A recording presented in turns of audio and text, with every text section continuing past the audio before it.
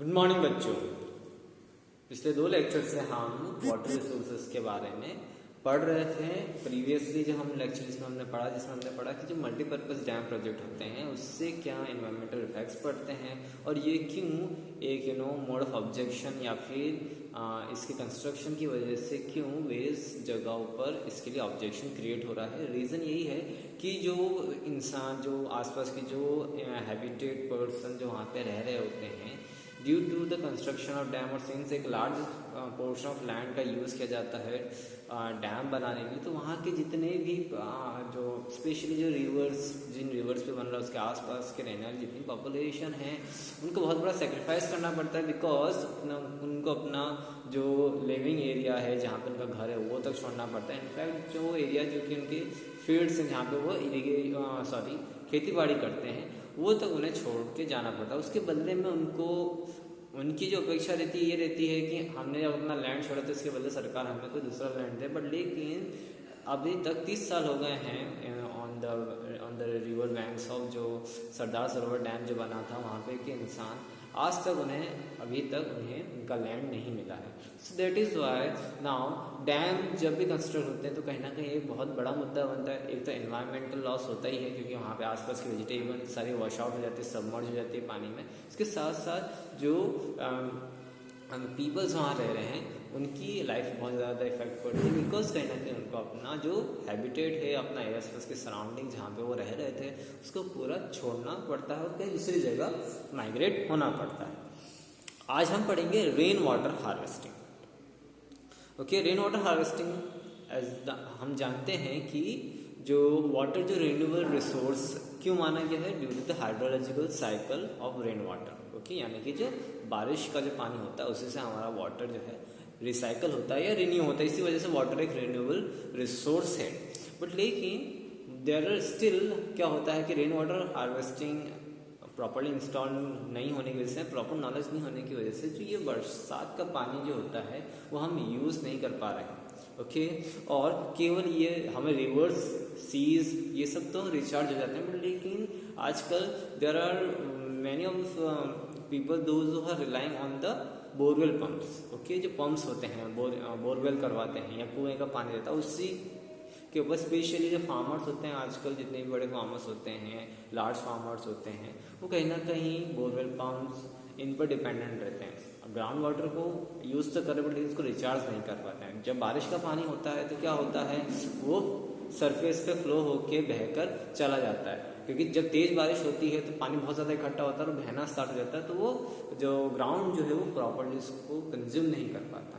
Okay, और as a result ये फिर पानी बह के रिवर्स दूसरी जगह चला जाता है ना। एज अ रिजल्ट रिवर जब जितना उसकी कैपेसिटी होती है उतना वो उसको कंज्यूम कर लेते हैं, बाकी सारा पानी दूसरी जगह बह के चला जाता है। तो इन शॉर्ट हम ये कह रहे हैं कि ग्राउंड वाटर जो है जिसका हम इतना ज़्यादा एक्सेसिव यूज़ कर रहे हैं उसको हम प्रॉपर रिचार्ज नहीं कर पा रहे हैं और इसी ग्राउंड वाटर को रिचार्ज करने के लिए हमारे पास है रेन वाटर हार्वेस्टिंग। जितना भी रेन वाटर आ रहा है उसको कलेक्ट किया जाए ताकि हमारा ग्राउंड वाटर को प्रॉपर रिचार्ज कर सके। तो इसके लिए हम क्या कर सकते हैं, जो हमारे घरों में जो पानी जब बारिश होती है तो ना हमारे छतों पे पानी इकट्ठा हो जाता है। तो छतों पे जब पानी इकट्ठा होता है तो वहाँ आज के दौर में हम क्या करते हैं वो पानी पाइप के थ्रू बह जाता है और नालियों में जाके बह जाता है, इकट्ठा हो जाता है, कहीं और जाके इकट्ठा हो जाता है। बट लेकिन उससे हम रिचार्ज अपना पानी नहीं कर पा रहे। पर लेकिन रेन वाटर हार्वेस्टिंग के थ्रू हम प्रॉपर पाइप्स करते हैं, फिर एक डेग खोदते हैं है ना, अर्थ को डिग करते हैं, फिर वहाँ पे है ना सैंड और पेबल्स बिछाया जाता है एक लेयर की वजह ताकि वो क्योंकि सैंड और जो पेबल्स है वो एक नेचुरल फिल्टर का काम करते हैं और बारिश का पानी उससे फिल्टर होता है। फिर वहाँ से हम डिग वेल्स होते हैं, बड़े बड़े टैंक्स हम बना सकते हैं या फिर जो हमारा जो बोरवेल का जो कनेक्शन है उसमें ज्वाइन कर दिया जाता है और उससे हमारा ग्राउंड वाटर क्या है वापस रिचार्ज हो सकता है। तो आइए इसको थोड़ा डिटेल में पढ़ते हैं।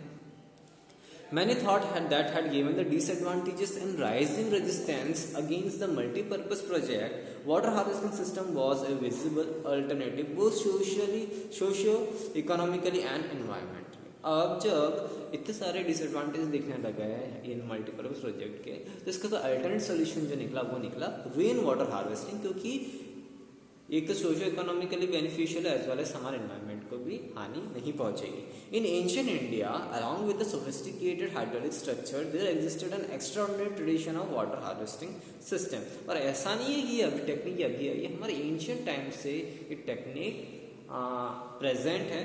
ऑल्दो उस समय भी हाइड्रोलिक स्ट्रक्चर्स होते थे, डैम्स बनते थे, बिल्डिंग्स के साथ साथ रेन वाटर हार्वेस्टिंग के टेक्निक्स भी अपनाई जाती थी। People had in-depth knowledge of rainwater regimes and soil types and developed wide-ranging techniques to harvest rainwater, groundwater, river water and flood water in keeping with the local ecological condition and their water needs. पुराने समय भी peoples were aware और वो लोग ground water को भी recharge करते थे और they had wide-ranging techniques of water harvesting. In hills and mountain regions, people build divergent channels like the Gulls or Pools of the Western Himalayas for the agriculture. अब जैसे like हिली और mountain ranges में वहाँ की जो local language में girls और पुल्स कहा जाता है, जो भी मतलब रिवर से पानी फ्लो होकर आ रहा है या जहाँ पे पानी इकट्ठा हो जाता है वहाँ से एक डिफरेंट चैनल, एक डिफरेंट पैसेज दे के उस पानी को गर्ल्स या कुल्स, जैसे क्या होता है आर्टिफिशियल हम पोंड बोल सकते हैं, पोंड को ही हम गर्ल्स और कुल्स बोलते हैं, वहाँ के लैंग्वेज उसको गर्ल्स और कुल्स कहा जाता है। मीन्स मैनुअली हमने एक बहुत बड़ा गड्ढा खोद लिया है, जो कि बहुत बड़ा साइज है, एक रूम इतना बड़ा साइज है या उससे ज़्यादा, इतना बड़ा एक गड्ढा खोद लिया और उसमें जितना ही वाटर रेन का पानी है उसमें स्टोर हो जाएगा और उसको हम through out the year consume कर सकते हैं अगर उसको हम थोड़ा ज़्यादा गहरा खोद लेते हैं और थोड़ा ज़्यादा बड़ा कर लेते हैं। तो ये सारी टेक्निक्स आज से नहीं, पुराने समय से ही वहाँ पे चलती आ रही है, specially in the western Himalayas for agricultural needs को सेटिस्फाई करने के लिए।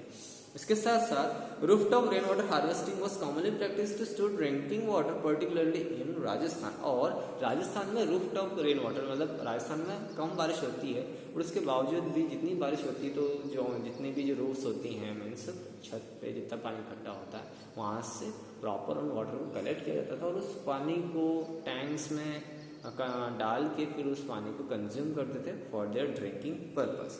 Now in the flood plains of Bengal people develop inundation channels to irrigate their fields. उसके साथ साथ जैसे लाइक फ्लड प्लेन एरियाज है जहाँ पे बाढ़ का पानी जो बहुत ज़्यादा इकट्ठा होता है तो वहाँ पर भी इन्होंने डिफरेंट चैनल्स बना रखे थे ताकि जो ये जब रिवर ओवरफ्लो होगी तो इन चैनल्स के थ्रू इनके खेतों तक वो पानी पहुँच सके। Okay, now in the arid and the semi-arid regions agriculture fields were converted into rain-fed storage structure that allowed water to stand moisture in the soil like the Khadins in Jaisalmer and Johars in the parts of Rajasthan। और जो semi arid region है जहाँ पे ना rainfall average से कम होती है या बहुत ज़्यादा कम होती है वहाँ पे एग्रीकल्चरल जो फील्ड्स हैं यानी कि ऐसी जगह जहाँ पे हम एग्रीकल्चर कर सकते हैं सिंस वहाँ पे वाटर की स्कैरसिटी होने की वजह से हम वहाँ पे एग्रीकल्चर क्रॉप्स ग्रो नहीं कर सकते। तो उन्होंने क्या करा, जो अपने एग्रीकल्चर लैंड्स हैं उनको कन्वर्ट कर लिया as an water tank. Okay, अब जितना ही बारिश का पानी उस दौरान आया वो सब कुछ सिंस वहाँ पे सैंड वैंड सब अवेलेबल रहती है तो नेचुरल फिल्टर का काम करके वो सारा पानी क्या हो गया, रिचार्ज हो जाएगा। ओके, अपने खेतों को एज एन हम ये बोलते कन्वर्ट कर सकते हैं as a water storage reservoir. फिर उस पानी जितना भी स्टोर होता है वहाँ पे वो सब जो वहाँ की मिट्टी है वो एब्जॉर्ब करती है, फिर उससे अपने ग्राउंड वाटर को रिचार्ज करते हैं। और ये टेक्निक्स जैसलमेर और पार्ट्स ऑफ राजस्थान में यूज़ की जाती थी। ओके, तो इससे क्या होता था, इनका ग्राउंड वाटर रिचार्ज होता था और जब भी इनको पानी की रिक्वायरमेंट रहती थी दे यूज टू यूज़। ओके, ना आपको आज की बुक में पेज नंबर 30 पे 2 इमेज दिखी, A and B, recharge through handpump and recharge to abundant dugwell. Okay, this is the image. Okay, ये इमेज है। अब जो पहली बारिश होती है उसका पानी ये लोग कलेक्ट नहीं करते हैं, उसके लिए ये लोग क्या करते हैं, जो पाइप है उसका कनेक्शन को अलग कर देते हैं कि पहले पानी में जो छती गंदगी है या जो वाटर जो एसिडिक रेन जो पहली या दूसरी बारिश जो होती है उसमें वाटर में बहुत ज़्यादा इम्प्योरिटीज रहती है, इसलिए उसको कलेक्ट नहीं करते हैं। जब थर्ड या फोर्थ टाइम जो बारिश होती है तो जितना भी हमारा रूफ पे पानी इकट्ठा हो रहा है यहाँ की बुक में देखना, तो वहाँ से पाइप से ये पानी को एक नीचे तक आएगा इसी पाइप के, तो पाइप फिर इसके यहाँ से एक डकपिट खोदा जाता है जिसमें फिल्टर पानी को फिल्टर करने की टेक्निक होती है। इसमें कुछ नहीं किया जाता है, केवल सैंड और पेबल्स से फिल रहता है, जिससे क्या होता है कि पानी इसमें जैसे जाएगा तो ये ऑटोमेटिकली फिल्टर हो जाएगा। सैंड एंड जो पेबल्स हैं वो एक नेचुरल फिल्टर की तरह काम करते हैं। फिर इस टैंक में जब पानी इकट्ठा होगा फिर वहाँ से ये किस में कनेक्शन में जोड़ देंगे, हैंडपम्प या बोरवेल में, और इस बोरवेल के से हम हमारा जो ग्राउंड वाटर है तो डायरेक्टली रिचार्ज होता जाएगा। फिर इसके साथ साथ दूसरी इमेज है, सेम वही फिनोमिना है, बस यहाँ पे हैंडपंप नहीं है, तो यहाँ पे एक डिग वेल यानी कि कुआं खोद रखा है और इसमें ये वाटर डायरेक्टली रिचार्ज हो जाएगा। ओके, तो ये बहुत ही सिंपल सी और कॉमन टेक्निक है जो कि हम यूज़ करके हम अपने रेन वाटर को हमने रेन वाटर को बचा सकते हैं और फिर हमारे ग्राउंड वाटर का लेवल भी रिचार्ज हो जाएगा। इससे क्या होगा, हमारा ग्राउंड वाटर रिचार्ज हो जाएगा तो हमें इस बात की चिंता नहीं रहेगी 10 से 20 साल बाद वो जो ग्राउंड वाटर स्टोरेज है वो पूरी तरह से खाली नहीं होगी, फिर ऑटोमेटिकली रिचार्ज होता जाएगा। यूँ जब बारिश होती है तो द अमाउंट जिस हिसाब से ग्राउंड वाटर हम यूज़ करें उस अमाउंट से रिचार्ज नहीं हो सकता, क्योंकि बारिश जो होता है उसका सरफेस वाटर जो बह के चला जाता है वो ज़्यादा समय तक ज़मीन में नहीं रहता। जब बहुत तेज़ बारिश होती है तो पानी इकट्ठा होता है और बह के चला जाता है जहाँ भी डाउन स्ट्रीम की तरफ, तो वहाँ पे पानी इकट्ठा नहीं हो सकता, तो जितना सॉइल कर पाती केवल उतना ही कर पाती। बट लेकिन इस प्रोसेस की वजह से हम एक लार्ज अमाउंट ऑफ वाटर को अब ग्राउंड वाटर को रिचार्ज कर सकते हैं। Okay, in the semi-arid and the arid regions of Rajasthan, particularly in Bikaner, Phalodi, Barmer, almost all the houses traditionally had underground tanks or the tankas for storing drinking water. अब आप बात ये देखिए कि जो सेमी एरिड रीजन है या arid region है, यानी कि जो जहाँ पे सूखा पड़ता है, स्पेशली जो राजस्थान जहाँ पे बारिश बहुत ज़्यादा कम होती है, वहाँ के जितने भी ट्रेडिशनल यानी कि पुराने समय के जितने भी घर हैं उन घरों के अंदर में ऐसे टैंक्स बने हुए हैं ना, मतलब जहाँ पे वो रह रहे हैं, जहाँ पे उनका निवास है उसके नीचे उन्होंने एक आर्टिफिशियल टैंक बना रखा है, जिससे कि जितना भी रोफ्टॉप और रेन वाटर आता है वो डायरेक्ट इस टैंक में जा सके, ताकि उस वाटर को वो पूरे साल कंज्यूम कर सके। अब ये जो टैंक्स बने हुए रहते हैं ये इतने बड़े रहते हैं कि एक बड़े रूम के बराबर होते हैं।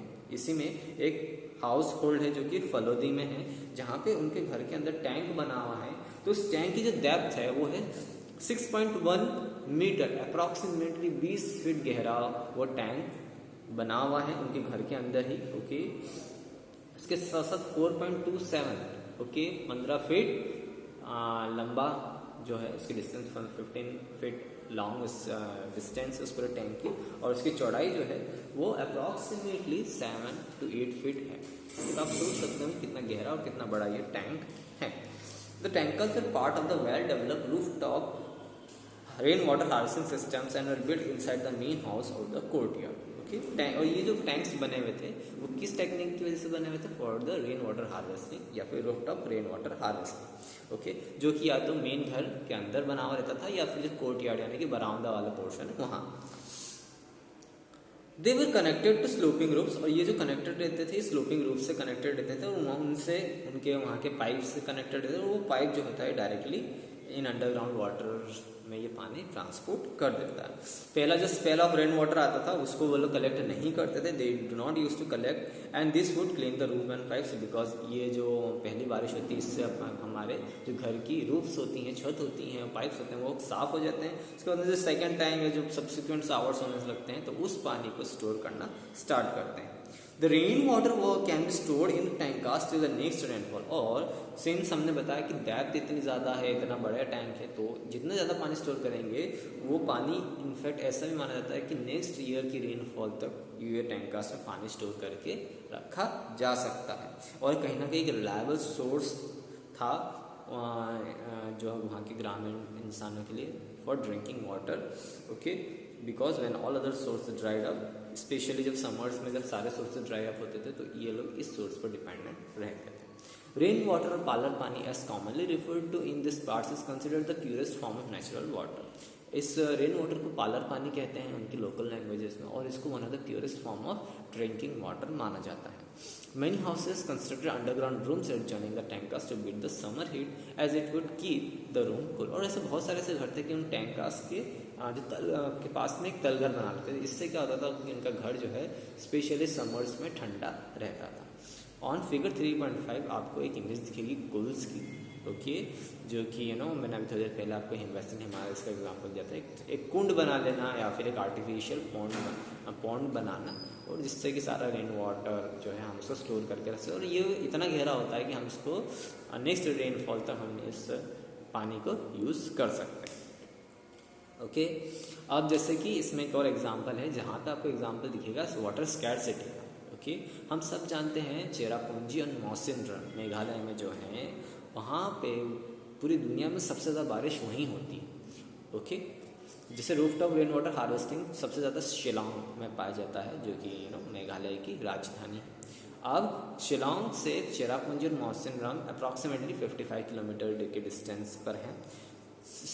स्टिल शिलांग के आसपास वाले रीजन में मौसिनराम वाले चेरापूंजी, जहाँ पे इतनी बारिश होती है, वहाँ पे हाईएस्ट रेनफॉल होती है। उसके बावजूद भी शिलांग में एक जो वहाँ का स्टेट कैपिटल है, उसके बावजूद भी वहाँ पर वाटर स्कैरसिटी की प्रॉब्लम पाई जाती है। तो इस प्रॉब्लम को निपटने के लिए वहाँ पे क्या करें, जितने भी जो रेसिडेंट्स थे या डोमेस्टिक या हाउस होल्ड्स थे, वहाँ पर उन्होंने roof top rain water harvesting system अपनाए, स्ट्रक्चर्स बनाए, और जितना भी उनका कंजप्शन होता है उसमें से 15 to 25% ऑफ जो वाटर कंजप्शन होता है वो because of the rain water harvesting से वो लोग उसको फिलफिल कर पाते हैं। तो ये येट अनदर एग्जांपल, एक ऐसा स्टेट जहाँ पे थ्रू आउट द ईयर बारिश होती है, उसके बावजूद भी वहाँ का जो कैपिटल है, वहाँ की राजधानी है शिलांग, वहाँ पर वाटर स्कैरसिटी की प्रॉब्लम देखने को मिल रही है। तो कहीं ना कहीं हम ये बोल सकते हैं कि मिसमैनेजमेंट है वाटर रिसोर्सेज का, जिसकी वजह से वहाँ पे water scarcity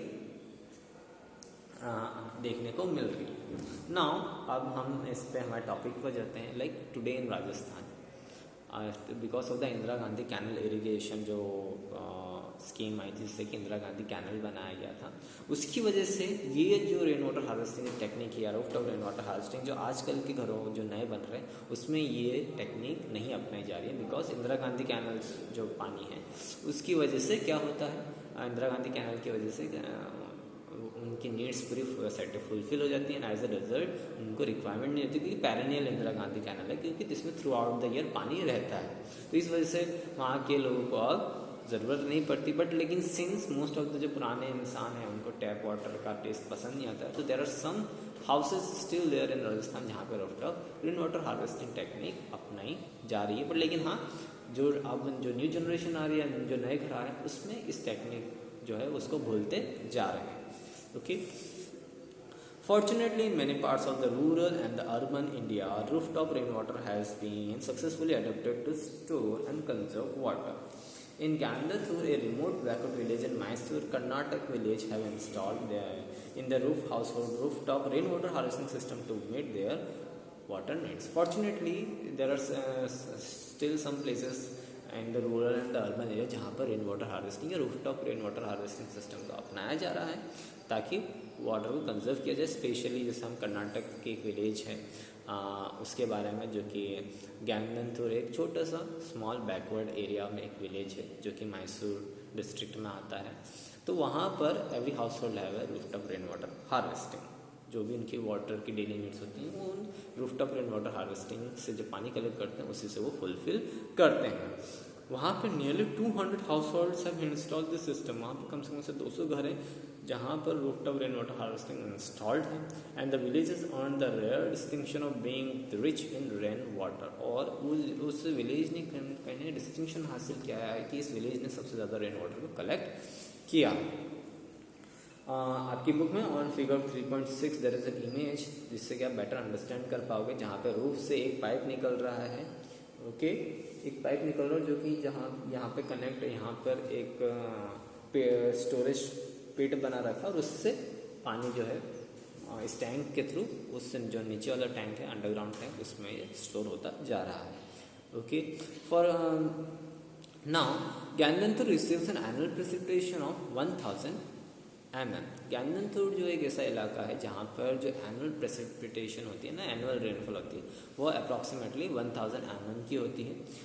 and with 80% of the collection, मतलब उस 1000 mm वाटर का वो लोग कलेक्शन कितना करते हैं, 80% कलेक्ट करते हैं। And about 10 fillings every house can collect and use about 50 litres of water annually. और इस टेक्निक की वजह से, रूफटॉप रेन वाटर हार्वेस्टिंग की वजह से, वहाँ के इंसान पर एक घर 50,000 लीटर तक एनुअली वाटर को कंजर्व कर सकता है। सो फ्रॉम द 200 हाउस यानी 200 हाउस से the net amount of water harvested annually becomes about 1 lakh litre. कम से कम 1 लाख लीटर पानी टोटली एनुअली वो लोग कंजर्व करते हैं by the rooftop rain water harvesting. और कम कितने घर, 200 घर। ओके, तो कहीं ना कहीं एक एफिशिएंट तरीका है वाटर को, रेन वाटर को हम कंजर्व करके हमारे वाटर नीड्स जो वेरियस जगह पे जो वाटर स्कैर्सिटी होती है इसको हम मिनिमाइज कर सकते हैं। और इसी में तमिलनाडु एक पहला देश का ऐसा स्टेट बना है जहाँ पर उन्होंने जितने भी डोमेस्टिकेट या जितने भी हाउस होल्ड बने हैं वहाँ पे मैंडेटरी कर दिया है कि आपको rain water harvesting system install करना पड़ेगा। अगर आप ऐसा नहीं करते हो तो वहाँ पे लीगल प्रोविजंस होते हैं ओनर को पनिश करने के लिए। तो वहाँ पे कोई भी इंडस्ट्रीज बनेगी, कोई भी घर बनेगा, इवन स्मॉल हाउस अगर वहाँ पे बनता है तो वहाँ पर भी उनको रेन वाटर हार्वेस्टिंग को इंस्टॉल करना पड़ेगा। It is compulsory part of every house. Okay,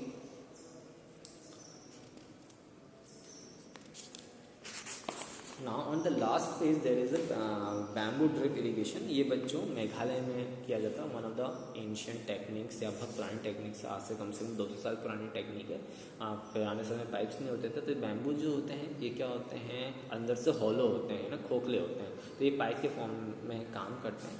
तो जितना भी स्प्रिंग वाटर होता है, मतलब कि जो बारिश का पानी होता है जो कि फुहारों में इन द फॉर्म ऑफ फुहारे के फॉर्म में, है ना, बहुत ज़्यादा तेज़ रेन नहीं, जो स्प्रिंग वाटर होता है उस स्प्रिंग वाटर को बैम्बो पाइप्स के थ्रू ये लोग ट्रांसपोर्ट करते हैं। और ऐसा नहीं कि केवल बहुत ही स्मॉल एरियाज़ में, बड़े बड़े एरियाज़ में ये बैम्बू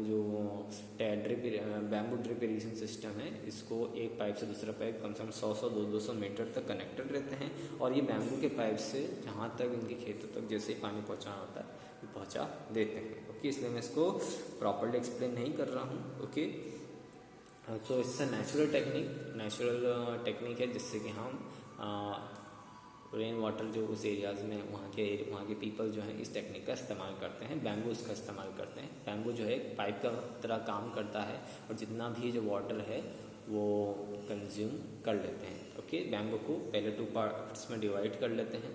तो जो आधा वाला पोर्शन है वो सारा रेन वाटर कलेक्ट करता है, फिर वहाँ से एक पूरा होलो पाइप को कनेक्ट किया जाता है और फिर वो पाइप जगह जगह जाके एक बैम्बू से दूसरे बैम्बू में कनेक्टेड रहता है और ये पाइपिंग जहाँ तक भी डेस्टिनेशन तक ये पानी को पहुँचा देता है। ठीक है, यहाँ पर आपका चैप्टर भी कंप्लीट होता है। ओके।